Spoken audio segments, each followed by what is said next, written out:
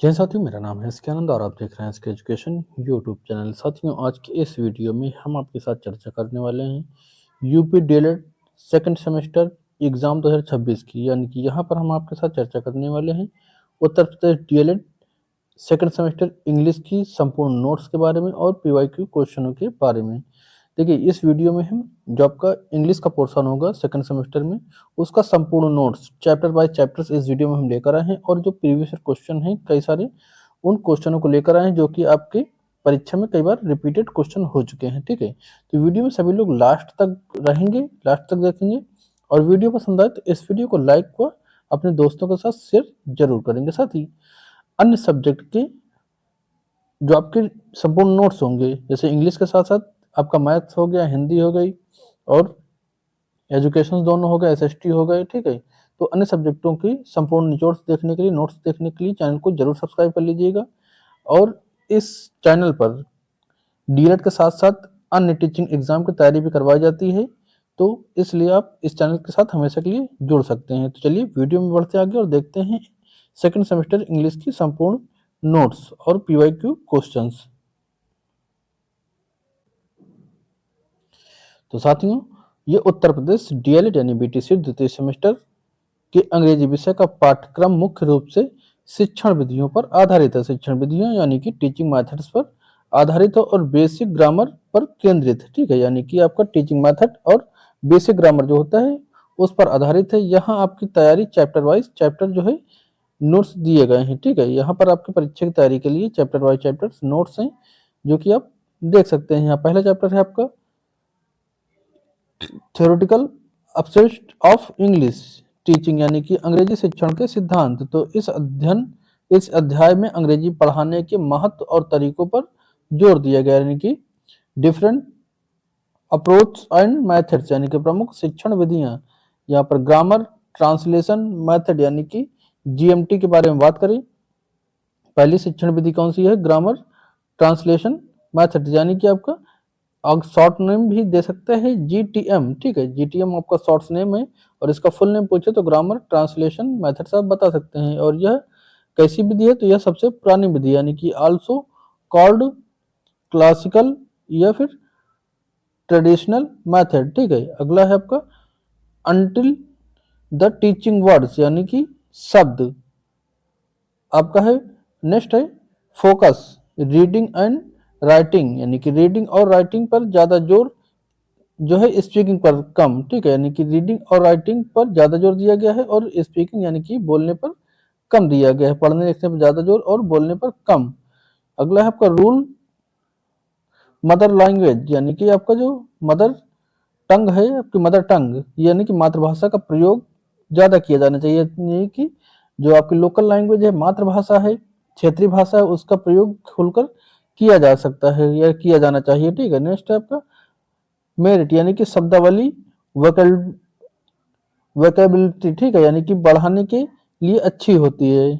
Next है आपका demerit यानी कि इससे छात्र को प्रोनाउंसिएशन यानी कि उच्चारण और फ्लुएंसी जो आपका फ्लुएंसी है वो अच्छी नहीं होती है। अगला है आपका डायरेक्ट मेथड। तो डायरेक्ट मेथड के क्या क्या गुण होते हैं? तो इसे जो है डायरेक्ट मेथड को और क्या कहते हैं? तो इसे कहते हैं नेचुरल मेथड। ठीक है, नेचुरल मेथड या फिर आपका रिफॉर्म मेथड भी इसे कहा जाता है। ठीक है, नेक्स्ट है आपका अंटिल ऑफ टीचिंग सेंटेंस।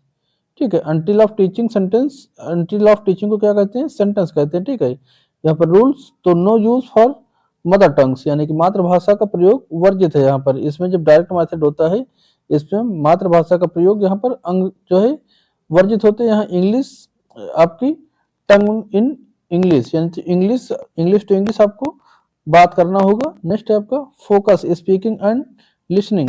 तो जो फोकस होगा साथियों किस पर होगा? स्पीकिंग एंड लिसनिंग पर होगा। मेरिट क्या हो जाएंगे? तो मेरिट्स यानी कि इसमें फ्लुएंसी अच्छी होती है। नेक्स्ट है आपका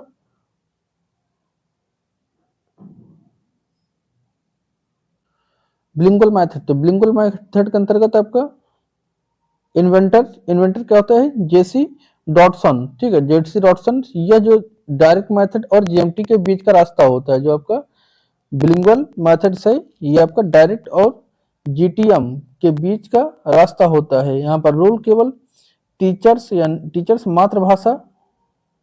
मातृभाषा यानी कि मदर टंग जो होती है इसका प्रयोग कठिन शब्दों को समझाने के लिए करते हैं। छात्र नहीं प्रयोग कर सकते, जो कठिन शब्द होंगे वो टीचर इसका प्रयोग, मातृभाषा का प्रयोग छात्रों को समझाने के लिए कर सकता है, और यह भारतीय कक्षाओं के लिए बहुत उपयोगी होता है। ठीक है।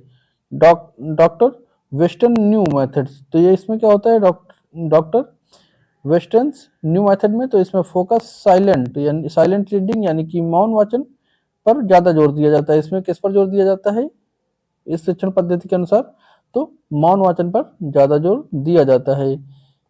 इनका मानना था कि भारतीय बच्चों को अंग्रेजी पढ़ना यानी कि रीडिंग आना चाहिए ताकि वो ज्ञान अर्जित कर सकें।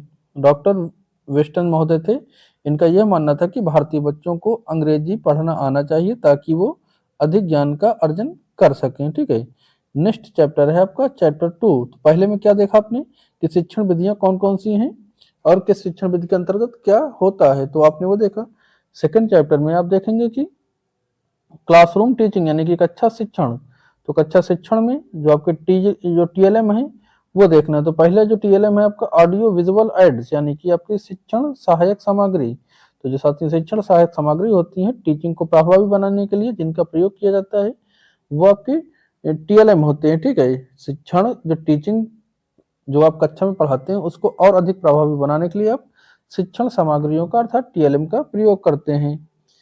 आपका कौन कौन से हैं, तो पहला है आपका ऑडियो एड्स यानी कि श्रव्य सामग्रियां जिसे केवल सुना जा सकता है, वो होती हैं आपकी श्रव्य सामग्रियां अर्थात ऑडियो एड्स। ठीक है। तो इसमें एग्जांपल क्या होता है, तो रेडियो हो गया आपका, टाइप रिकॉर्डर होता है, और ग्रामोफोन्स। ये आपसे ये तो नाम दे देगा और पूछेगा कि कैसी सामग्रियां हैं, ठीक है, या कैसे एड्स हैं। तो अगर नाम देता है, ठीक है, रेडियो, टैप रिकॉर्डर, ग्रामोफोन्स, तो आप इसको बताएंगे कि ये ऑडियो एड्स हैं। ठीक है। अगर ऑडियो एड्स पूछते हैं कि ऑडियो एड्स क्या हैं, तो आप बताएंगे रेडियो हो गया, रेडियो, टेप रिकॉर्डर और ग्रामोफोन्स। ठीक है।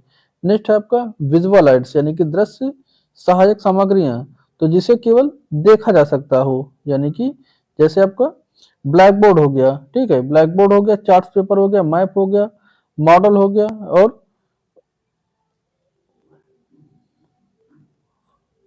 फ्लैन बोर्ड हो गया। तो ये सभी क्या होते हैं, इन पर सिर्फ और सिर्फ चीजें दिखाई देती हैं, यानी कि इसको दृश्य सामग्री या दृश्य सहायक सामग्री कहा जाता है। नेक्स्ट है आपका ऑडियो विजुअल एड्स यानी कि दृश्य और श्रव्य दोनों जो हों, दृश्य और श्रव्य सहायक सामग्रियां, ठीक है, जिसे देखा और सुना दोनों जा सके, वो होती है दृश्य श्रव्य सामग्रियां। जैसे आपका टेलीविजन हो गया, कंप्यूटर हो गया, सिनेमा हो गया, मोबाइल, टैबलेट, लैपटॉप इत्यादि जो भी होते हैं ये ऑडियो विजुअल होते हैं। ठीक, यानी कि देखा और सुना इनके द्वारा दोनों जाया जाता है, देखना और सुनना, यानी कि इसमें आप चित्र भी देखते हैं इन चीजों में, टेलीविजन में, कंप्यूटर में, लैपटॉप में, सिनेमा में, मोबाइल में, टैबलेट में, इसमें चित्र और ऑडियो, चित्र से देखते हैं आप मूवी को देखते हैं और उस पर ऑडियो भी सुनते हैं, तो ये आपका दृश्य श्रव्य सामग्रियां होती हैं। ठीक है। तीसरा चैप्टर है आपसे आपका कि सेंटेंस यानी कि वाक्य क्या होते हैं। तो डिफिनीशन वाक्य क्या है, तो a group of words which makes complete sense is called a sentence. ठीक है। ये आपकी सेंटेंस की परिभाषा हो गई, यानी कि कई वर्डों के समूह से जो मिलकर बनता है उसे आप सेंटेंस कहा जाता है, यानी कि कई शब्दों से मिलकर बने समूह को आप सेंटेंस कहते हैं। तो सेंटेंस कितने प्रकार के होते हैं साथियों, तो टाइप्स ऑफ सेंटेंस यानी सेंटेंस के प्रकार। तो पहला आपका असर्टिव या फिर डिक्लेरेटिव सेंटेंस, तो ये क्या होते हैं, साधारण सेंटेंस या साधारण वाक्य। तो ये होते हैं सूचना देने वाले वाक्य जिसमें साधारण भाषा में बात की जाए। जैसे कि आपका एग्जाम्पल है आपका राम इज गुड बॉय, यानी कि राम एक अच्छा लड़का है, तो क्या है, अफर्मेटिव हो गया ये। दूसरा है ही डज नॉट प्ले, ये निगेटिव है।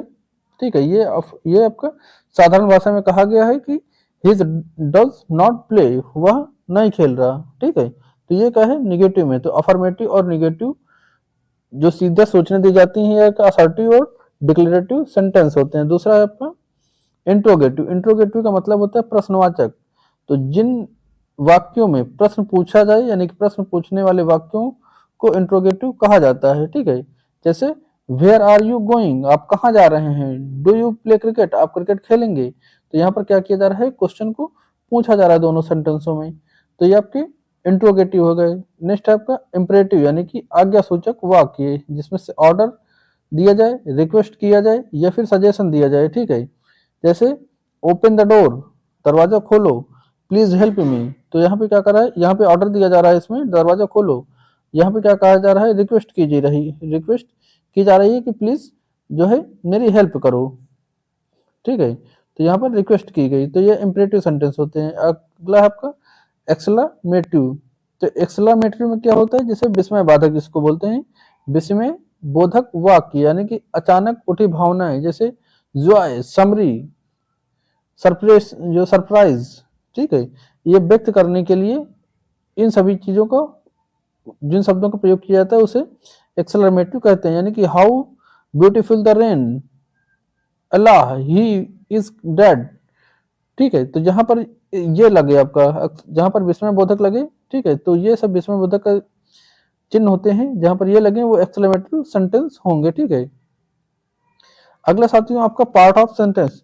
तो आपने ये कितने प्रकार के देखे, ये 4 प्रकार के देखा है आपने। सब जो आपके वाक्य कितने होते हैं, 4 प्रकार के होते हैं, ठीक है। नेक्स्ट है आपका यहाँ पर पार्ट ऑफ सेंटेंस यानी कि सेंटेंस के भाग। तो पहला होता है सब्जेक्ट। तो सब्जेक्ट यानी कि उद्देश्य, जिसके बारे में बात हो रही हो, जैसे राम प्ले, ठीक है। जिसके बारे में बात हो, जिस चीज के बारे में बात हो वो आपका सब्जेक्ट होगा। राम, श्याम, मोहन, सीता, रीता, तो जिस चीज के बारे में बात होगी तो वो आपका सब्जेक्ट होगा। दूसरा होता है प्रेडिकेशन, जो सॉरी प्रेडिकेट। तो प्रेडिकेट का मतलब क्या होता है सर साथियों, तो ये होता है विधेय, यानी कि जिस सब्जेक्ट के बारे में कहा जा रहा हो। जैसे दौर में एग्जाम्पल के दौर पर देखिए आप, राम प्लेज, ठीक है। तो राम प्लेज यानी कि ये आपका प्रेडिकेट हो जाएंगे। अगला साथियों आपका ए एंड द का प्रयोग, चैप्टर फोर्थ है आपका। ए एंड और द का प्रयोग किसके सामने क्या लगाना होगा, ये आपको बताना है। और ये परीक्षा में हर बार जरूर आते हैं, ठीक है।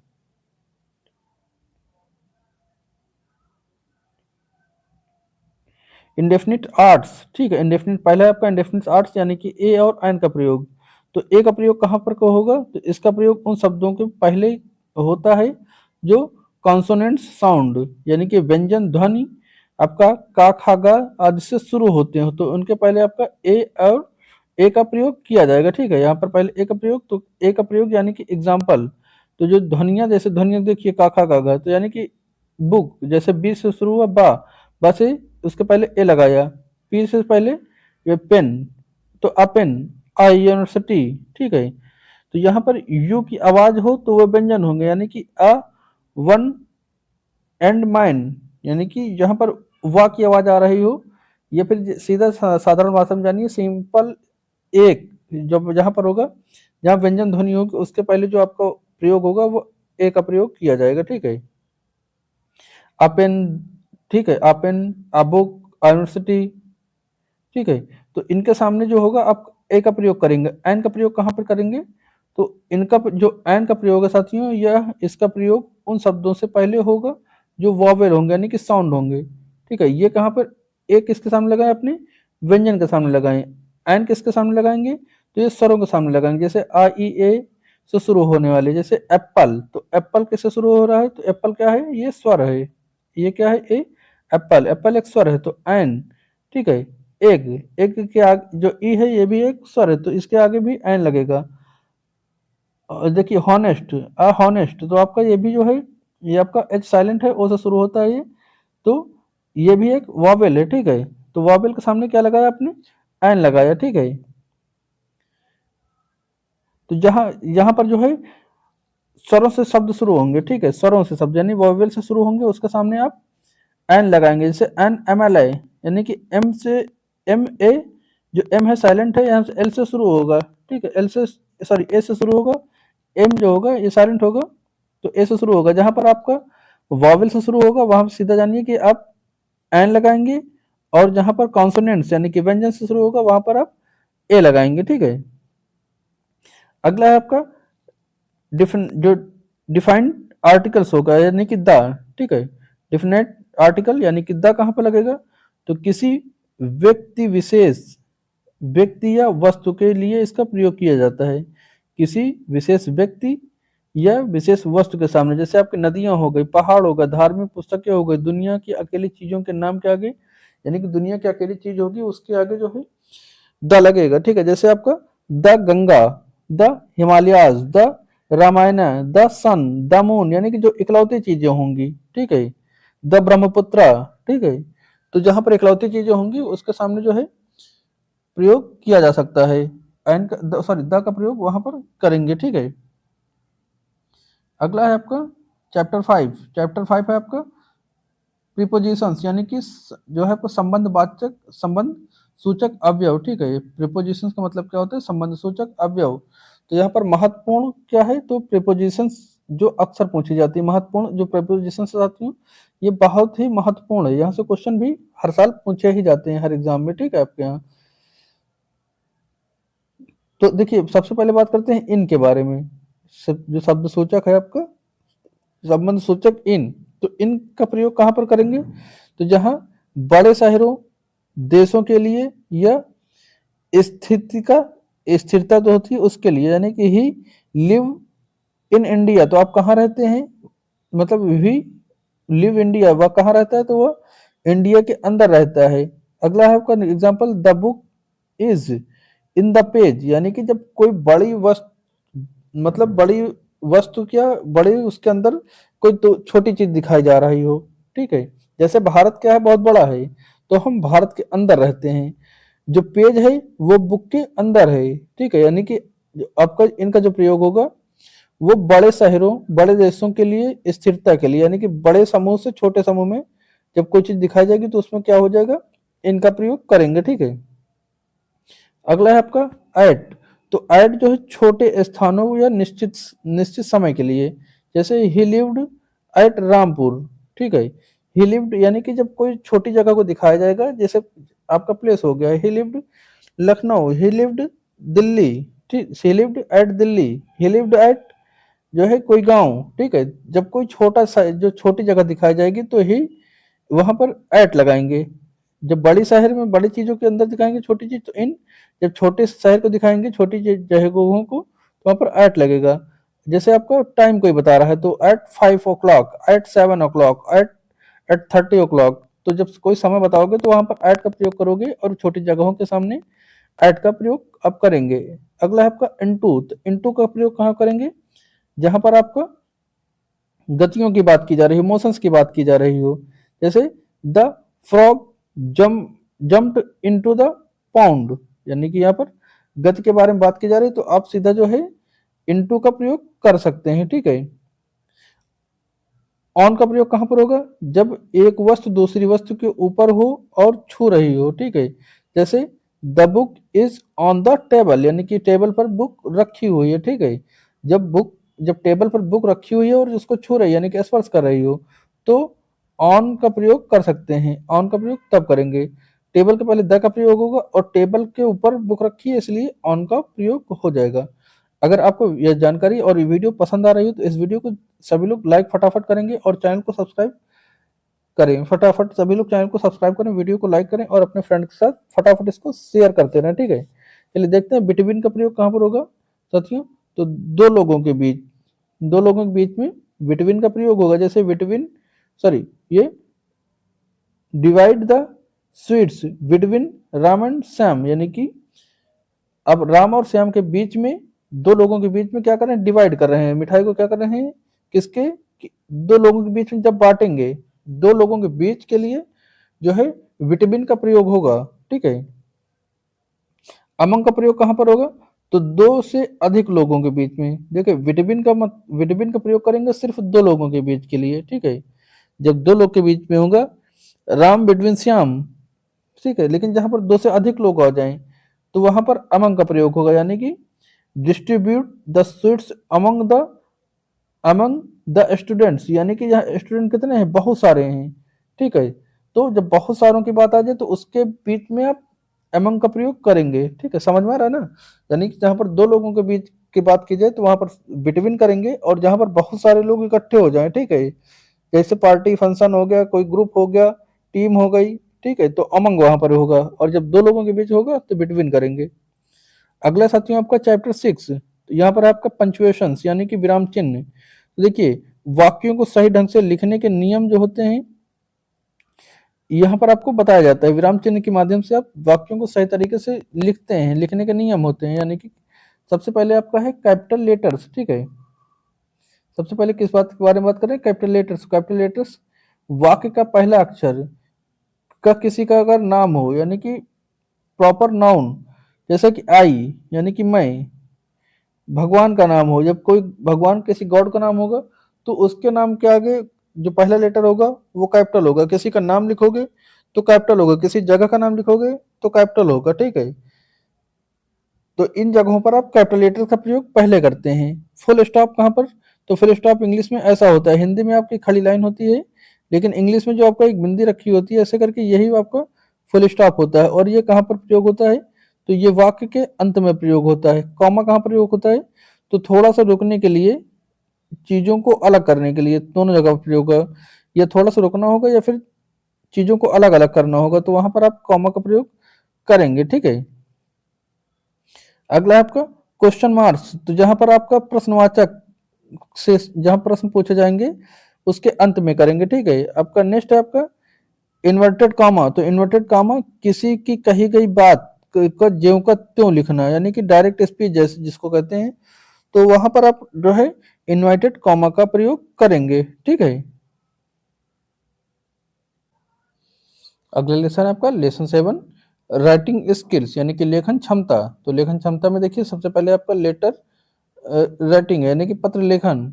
तो पत्र लेखन देखिए, जो आपका फॉर्मल लेटर किसको लिखेंगे आप? तो फॉर्मल लेटर क्या होते हैं?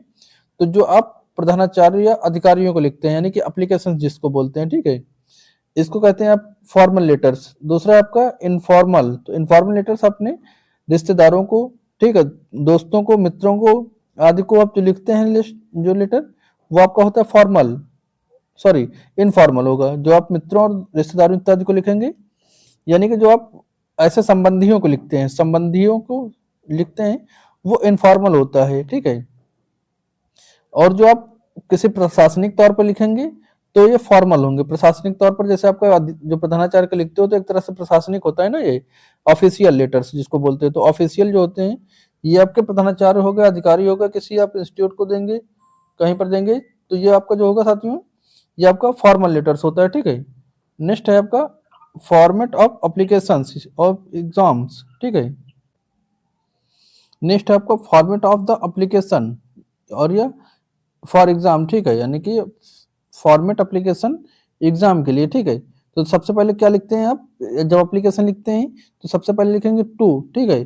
टू के जस्ट नीचे आएंगे, थोड़ा सा मिस्टेक है, ये आप इसके नीचे यहाँ से शुरू करेंगे, ठीक है। जब इन्वर्टेड कॉमा के बाद से द आना चाहिए, तो द प्रिंसिपल, फिर उसके बाद यहीं से शुरू होगा, ये चीजें यहीं से जाएंगी, ठीक है, इतने इधर से लिखे जाएंगे ये सब।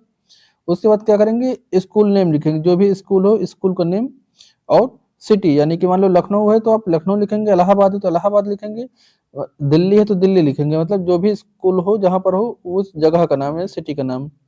अगला आपका सब्जेक्ट। तो सब्जेक्ट यानी कि application for the sick leave, यानी कि जो आपका बुखार है, तबीयत खराब हो जाए तो उसके लिए लीव या फीस के लिए जिस चीज के लिए बोलेगा क्वेश्चन में लिखने के लिए, उस चीज के बारे में आप लिखेंगे, ठीक है। तो सब ये सब लिखने के बाद टू हो गया, द प्रिंसिपल हो गया, स्कूल, सिटी के बाद सीधा आप सब्जेक्ट पे आएंगे। सब्जेक्ट के बाद क्या करेंगे आप? सीधा सर या मैडम। उसके बाद फिर यहाँ से देखिए, यहाँ से फिर शुरू होगा, ये थोड़ा सा यहाँ शुरू करेंगे, ये most requestfully I beg to say that I have been suffering from the fever since last night, so I can not become to college, kindly grant me leave for the 2 days। यहाँ पर सीधा फिर अपना जो है your ओबेडेंटली, यहाँ पर XYZ या ABCD कुछ लिख सकते हैं, लेकिन आपको नाम यहाँ पे नहीं लिखना है एग्जाम में, ठीक है, नाम नहीं लिखना है, सीधा XYZ लिख सकते हैं। और आप क्लास DLED सेकंड सेमेस्टर और सीधा डेट, जिस डेट को आपका एग्जाम होगा वो डेट आप सीधा लिख सकते हैं, या फिर डेट आप खाली छोड़ सकते हैं, जो सभी हो इतना आप लिख देंगे, ठीक है। तो ये एप्लीकेशन हो गया। अब यहाँ पर आपका एग्जाम टिप्स कुछ है साथियों आपके लिए। तो एग्जाम टिप्स के तौर पर जो आपका डिफिनीशन याद करें। डिफिनीशन याद रखना किसकी, नाउन की, प्रोनाउन की, एडजेक्टिव की, वर्ब की आदि की जो परिभाषाएं याद रखनी है, और कम से कम दो दो उदाहरण यानी कि एग्जाम्पल्स भी जरूर याद रखने हैं इन सभी के, ठीक है, नाउन के, प्रोनाउन के, एडजेक्टिव की, वर्ब की। अगला है आपका स्पेलिंग। तो सेकंड सेमेस्टर में आपका जो है कंप्लीट द स्पेलिंग वाले प्रश्न आते हैं, ठीक है। जैसे आपका देखिए इस तरह से आएगा कंप्लीट स्पेलिंग, यानी कि आपका जो कोई स्पेलिंग लिख के दे देगा, बीच बीच में उसमें स्थान देगा छोड़। जैसे आपका ये ग्रामर है, ग्रामर के मतलब आपका जी लिख दिया उसने, जी के बाद यहाँ पे आर के लिए जगह छोड़ दिया, फिर ए लिख दिया, फिर एम लिख दिया, फिर एम की एक जगह छोड़ दिया, फिर ए, फिर आर। इसका जो इसमें बीच में का फिलअप किया जाएगा जिससे पूरा कंप्लीट हो। तो देखिए यहाँ पर आपका ये ग्रामर था, तो ग्रामर को जो है रिक्त स्थान की पूर्ति के लिए दे दिया था, यानी कि कंप्लीट द स्पेलिंग। तो आपको स्पेलिंग कंप्लीट करने के लिए क्वेश्चन आता है। नेक्स्ट है साथियों आपका मेथड्स, यानी कि जीएमटी और डायरेक्ट मेथड्स के बीच अंतर जो है दोनों कंप्लीट रखना है। अंतर यानी कि डिफरेंसेस दोनों आप याद रखेंगे, ठीक है। तो आप इसको याद रख सकते हैं। तो यहाँ से आपका शुरू हो रहा है चैप्टर 8, ठीक है। चैप्टर 8 में आपका पार्ट्स ऑफ स्पीच यानी कि शब्द भेद हैं, जो कि अक्सर परीक्षा में पूछे जाती है। इनकी डिफिनीशन, ठीक है, डिफिनीशन आपसे पूछी जाती है। जैसे आपका हमने अभी कहा था कि किन किन चीज़ों की परिभाषा याद रखना है, ठीक है। तो जैसे यहाँ पर नाउन है, तो नाउन यानी कि संज्ञा, यानी कि संज्ञा क्या है, तो name of the person, place और थिंकिंग, ये आपकी नाउन की परिभाषा है। Name of the person, place और थिंकिंग, ठीक है। जैसे एग्जाम्पल के तौर पर राम, कानपुर, आपका टेबल, हॉनेस्ट्री, ठीक है। तो ये सभी जो है आपके नाउन के एग्जाम्पल हैं। टाइप्स क्या होते हैं, तो आपके प्रॉपर, कॉमन, कलेक्टिव। जैसे कलेक्टिव में क्या हो जाएगा आपका क्लासेस हो गई, आर्मी हो गई। मटेरियल में क्या हो जाएगा, तो मटेरियल में गोल्ड, वर्ड्स, और आपका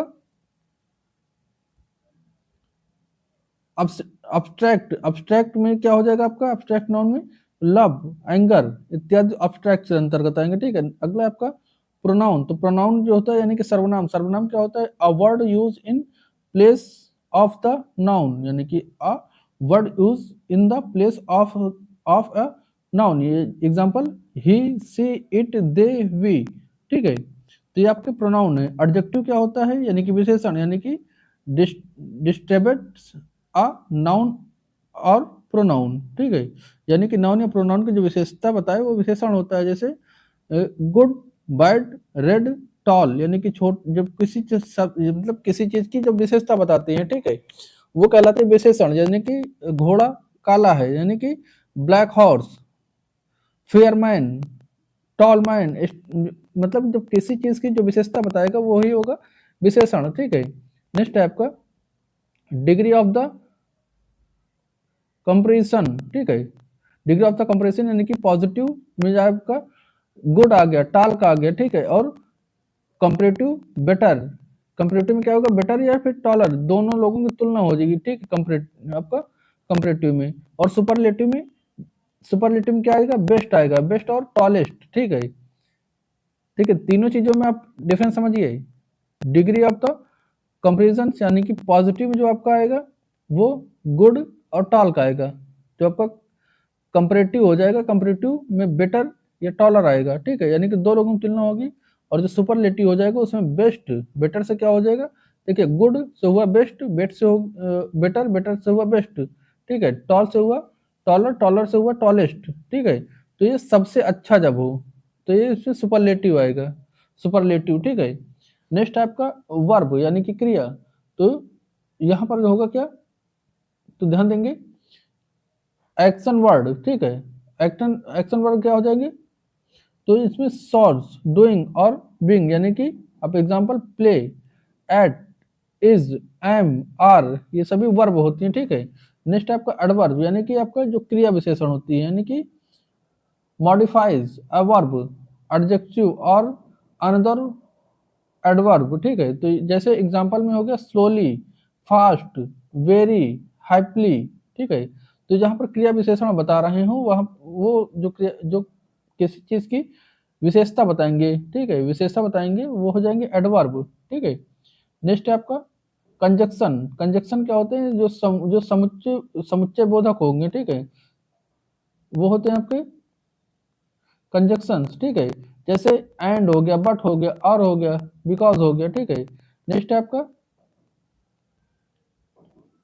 इंटरजेक्शन। इंटरजेक्शन यानी कि विस्मय बोधक, जैसे सुबधन फीलिंग, यानी कि जिसमें अचानक से भाव हुआ, अचानक वाले भाव हो, जैसे आपका एलाज, हुर्रा, ओ, ये सभी होते हैं आपका विस्मय बोधक यानी कि इंटरजेक्शन, ठीक है। चैप्टर 9 है आपका काल। काल यानी कि काल कितने प्रकार के होते हैं, ठीक है।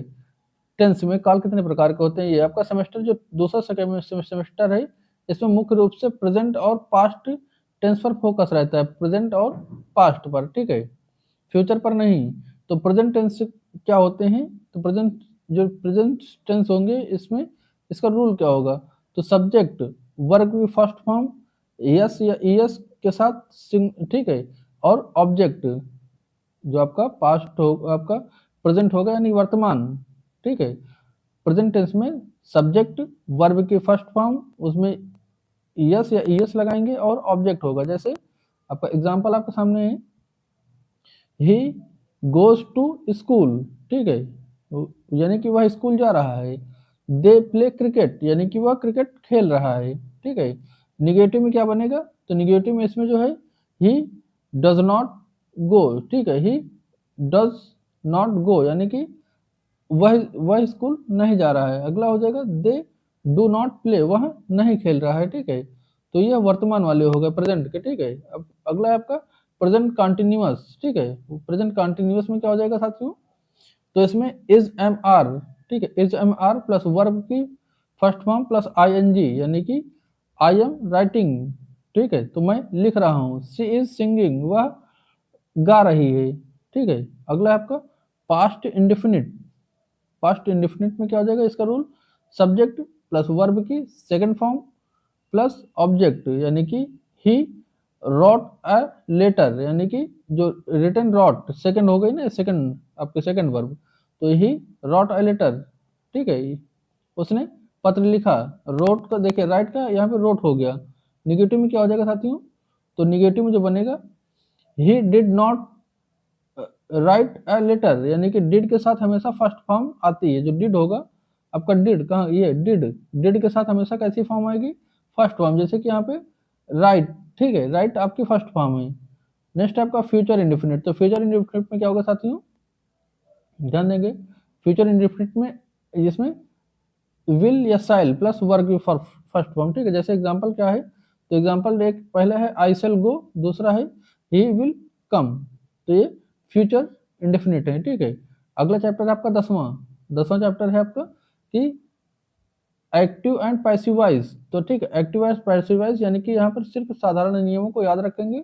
यह 1 से 2 नंबर का आता है, ठीक है। मूल नियम क्या है यहाँ पर, सब्जेक्ट, मूल नियम क्या हो जाएगा, यानी कि रूल क्या हो जाएगा, तो ऑब्जेक्ट को सब्जेक्ट बनाएं और हेल्पिंग वर्ब, हेल्पिंग वर्ब क्या होगी, हेल्पिंग वर्ब की थर्ड फॉर्म, ठीक है, हेल्पिंग वर्ब की थर्ड फॉर्म, और बाई प्लस बाई हो जाएगा प्लस सब्जेक्ट, ठीक है। तो ये आपका बनेगा आपका एक्टिव पैस जो है, ये बनेगा आपका पैसिव वॉइस, ठीक है। यहाँ पर आपका प्रेजेंट इंडेफिनिट में हो जाएगा। देखिए एक्टिव क्या बनेगा प्रेजेंट इंडेफिनिट का, तो जैसे राम राइट अ लेटर, तो इसका पैसिव क्या बनेगा, पैसिव बनेगा इसका a letter is written by Ram, जो लेटर है वो राम के द्वारा लिखा गया, ये बन गया पैसिव।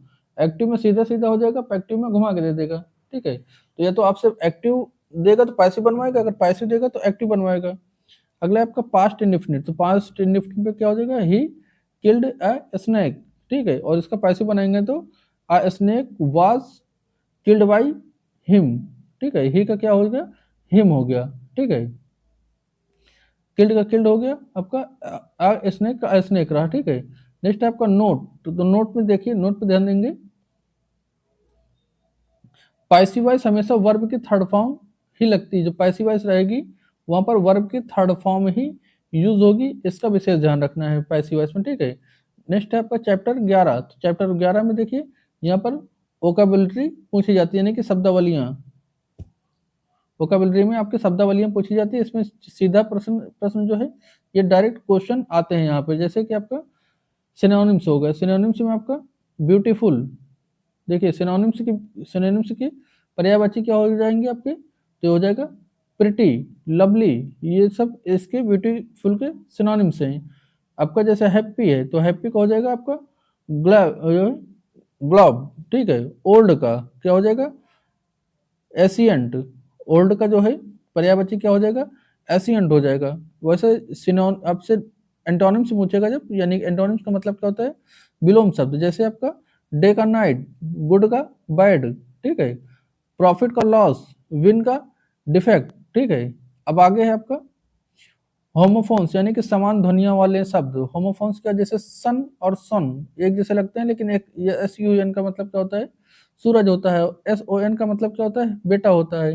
वैसे डब्ल्यू ई डबल ई के यानी कि वीक, वीक मतलब होता है सप्ताह, और डब्ल्यू ई ए के वीक का मतलब क्या होता है, कमजोर होता है। वैसे ही आपका T A I L tail, tail का मतलब पूंछ होता है, और टी ए एल ई, इस टेल का मतलब क्या होता है, कहानी होता है, ठीक है। तो ये आपके होमोफोन्स होते हैं, तो समान ध्वनियों वाले शब्दों को आपको पढ़ना होगा, ठीक है। अगला साथियों आपका चैप्टर 12, ठीक है। यहाँ से चैप्टर 12 आता है आपका, यहाँ से पाठ योजना बनाने के लिए क्वेश्चन देता है, यह थ्योरी वाला हिस्सा है, ठीक है। लेसन प्लान यानी कि थ्योरी वाला हिस्सा है, इसकी डिफिनेशन क्या हो जाएगी, तो a lesson plan is a teachers details guide a running a particular lesson, यानी कि पाठ योजना शिक्षक के लिए कक्षा में क्या पढ़ाना है उसका एक विस्तृत खाका होता है, ठीक है, लेसन प्लान। ये यहाँ पर इसकी जरूरतें क्या हो जाएंगी, तो नीड्स इंपॉर्टेंस, यानी कि टू मेक टीचिंग सिस्टमैटिक, यानी कि व्यवस्थित शिक्षण के लिए ये जरूरी होता है। अगला है आपका टाइम मैनेजमेंट, यानी कि समय प्रबंधन। थर्ड है आपका गेन कॉन्फिडेंस, यानी कि आत्मविश्वास बढ़ाने के लिए आपको लेसन प्लान रखना होता है सामने। अगला है आपका स्टेप ऑफ लेसन प्लानिंग, यानी कि हर हर्बिशस स्टेप्स, यानी कि हर्बर्ट्स की पंचपदी प्रणाली। तो इसका जो है क्रम याद रखना होता है। हर्बर्ट्स की पंच प्रणाली जो प्रणाली है लेसन प्लान बनाने के लिए, ये बहुत महत्वपूर्ण है, और इसका क्रम भी याद रखना होगा। तो 5 होती हैं, कितनी होती हैं, ये देखिए, ये टोटल 5 तरह की होती हैं, ठीक है। पहला क्या है आपका, तो पहला आपका प्रिपरेशन या फिर इंट्रोडक्शन, तो यानी कि प्रस्तावना, हिंदी में इसको प्रिपरेशन या जो है प्रिपरेशन या इंट्रोडक्शन को प्रस्तावना कहते हैं। सबसे पहले आप इसी को रखेंगे, ठीक है। उसके बाद क्या रखेंगे, तो प्रेजेंटेशन यानी कि प्रस्तुतिकरण। तीसरे नंबर पे क्या होगा, आइसोसाइनेट, ठीक, यानी कि कंपेरिजन, यानी कि तुलना करेंगे आप। फिर जनरलाइजेशन यानी कि सामान्यकरण। उसके बाद फिर होगा आपका एप्लीकेशंस, यानी कि प्रयोग, ठीक है। तो ये 5 होते हैं आपके, 5 ये पंचपदी प्रणाली 5 होती हैं हार्बर्ट्स के अनुसार, ठीक है। तो आप इनको याद रखें। महत्वपूर्ण क्या है, तो इसमें कॉमन एरर्स होती हैं, ठीक है, यानी कि समान गलतियां जो ठीक करनी होती हैं। यहाँ से आपसे कॉमन एरर्स देते हैं परीक्षा में, जैसे करेक्ट द सेंटेंस का प्रश्न यहाँ से आता है। जैसे आपका इसका रूल क्या होता है, तो जूनियर सीनियर और इंफीरियर का सुपीरियर, इंफीरियर को सुपीरियर के बाद दाइन का प्रयोग नहीं टू लगता है, ठीक है। दाइन का प्रयोग में नहीं के बाद टू लगता है, इस चीज का ध्यान रखेंगे। तो इनकरेक्ट देखिए, इनकरेक्ट सेंटेंस यहाँ पे क्या है, he is senior that me.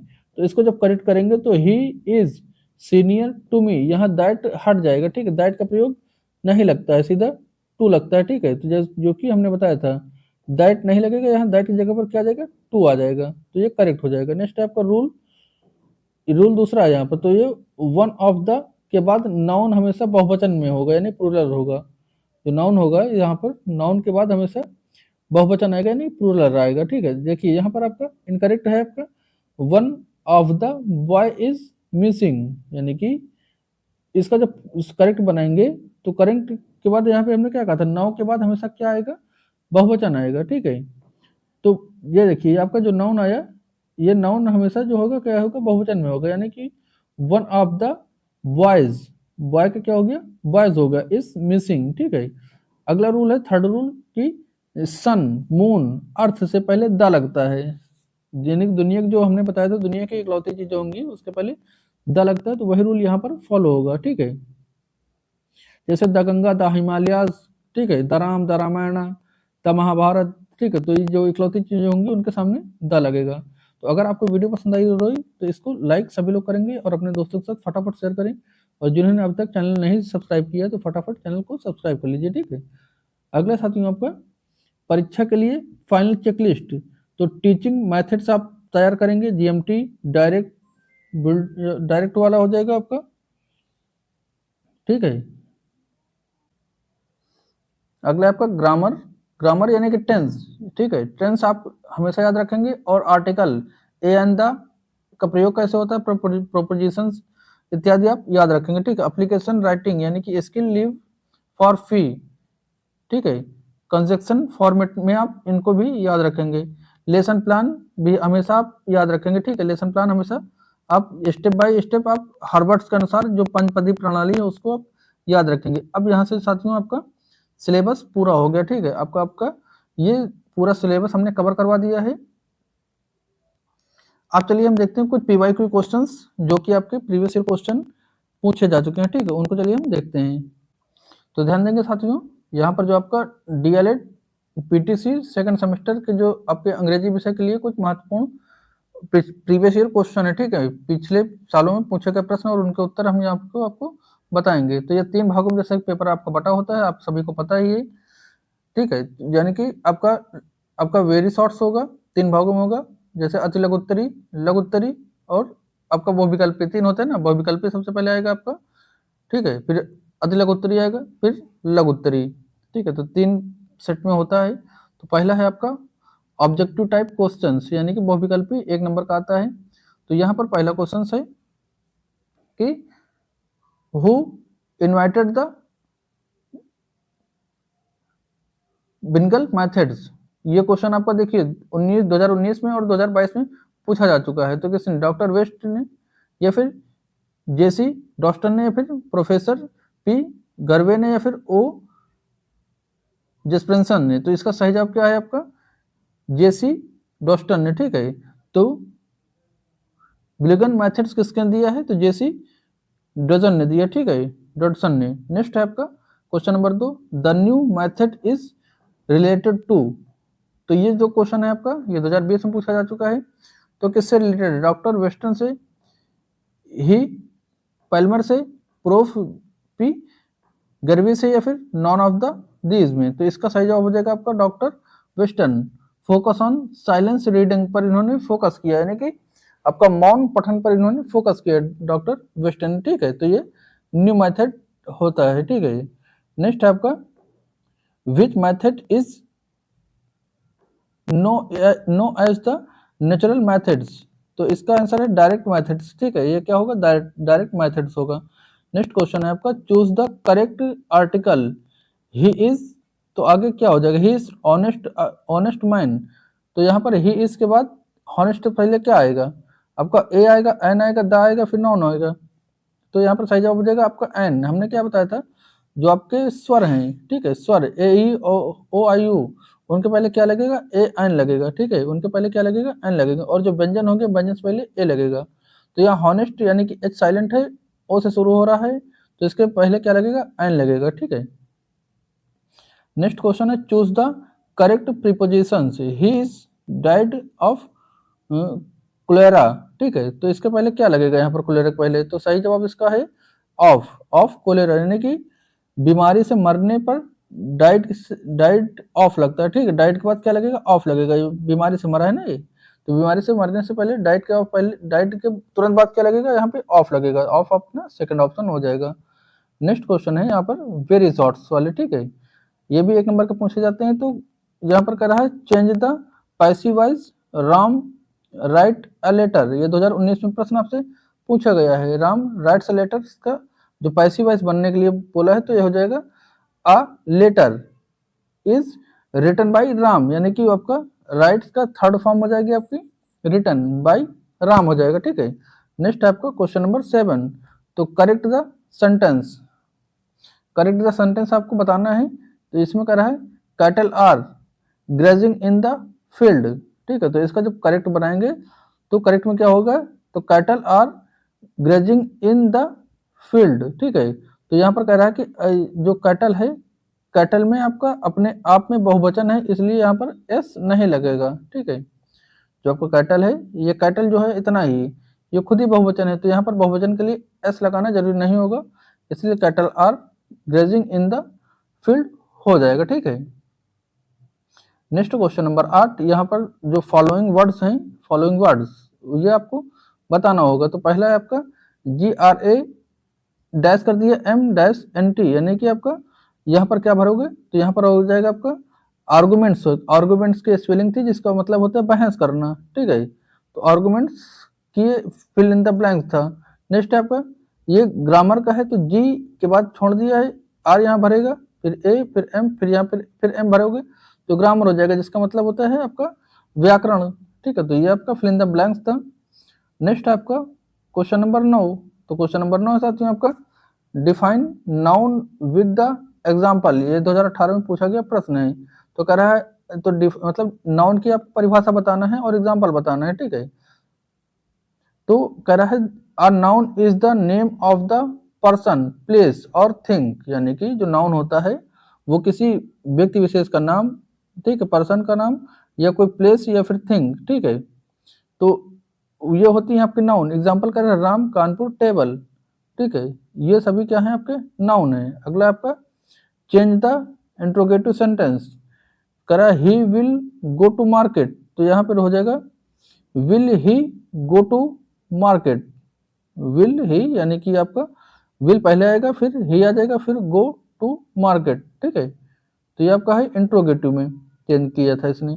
Next आपका कंबाइन द सेंटेंस, ठीक है, कंबाइन द सेंटेंस, तो सेंटेंस क्या है, ही इज वीक, ठीक है, he is weak can not run, तो यहाँ पर इसका जो बनेगा तो ये बनेगा he is too weak to run, यानी कि या फिर दूसरा बनेगा he is so weak that he can not run, ठीक है। नेक्स्ट है आपका पार्ट 3, यानी कि यहाँ पे शॉर्ट आंसर, यानी अब ये 2 नंबर का जो पूछे जाते हैं वो प्रश्न है 2 नंबर वाले, ठीक है। तो यहाँ पर कह रहा है what are the 2 merits of the buildings methods, यानी कि 2 आपको जो बिल्डिंग मेथड्स है उसके जो बताने 2 मेरिट्स बतानी है, ठीक है।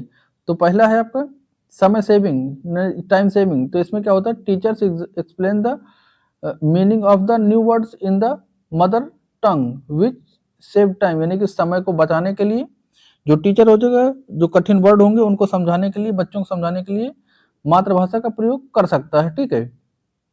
अगला आपका इफेक्टिव फॉर रूरल एरिया, तो ये रूरल एरिया के लिए महत्वपूर्ण है। इसमें जो है is it is very useful for Indian classroom where student are not expose the English universe जो है एनवायरमेंट, ठीक है।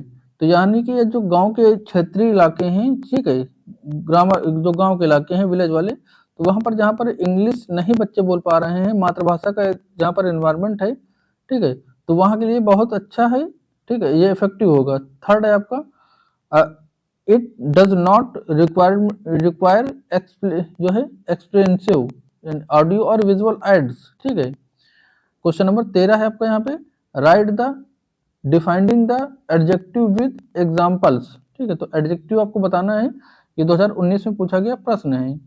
तो an adjective is a word that describe और modified a noun or pronoun, it adds something to the meaning of the noun।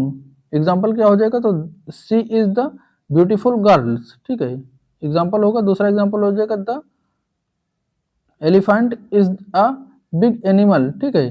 Next है आपका 14 number question, कह रहा है कि write a letter to your friends invited him attend the sister marriage, ठीक है, यानी कि अपने फ्रेंड को अपनी बहन की शादी के लिए इनवाइट करना, ठीक है। तो ये लेटर कैसे लिखोगे, सबसे पहले लिखोगे इसमें एड्रेस, ठीक है, जिसको भेजना है उसका एड्रेस डाल देना, ठीक है, पूरा जिला सहित, मतलब नाम पता और जिला पूरा डाल दोगे, फिर डेट क्या है वो डालोगे। तो यहाँ शुरू करोगे डियर फ्रेंड, यहाँ पे फ्रेंड का नाम लिख दोगे, यहाँ से फिर लिखोगे उसके नीचे I hope you are fine, मतलब मैं समझता हूँ कि आप खुश हैं, ठीक है। आई एम वेरी हैप्पी, मैं बहुत खुश हूँ। टू इन्फॉर्म, आपको बताते हुए।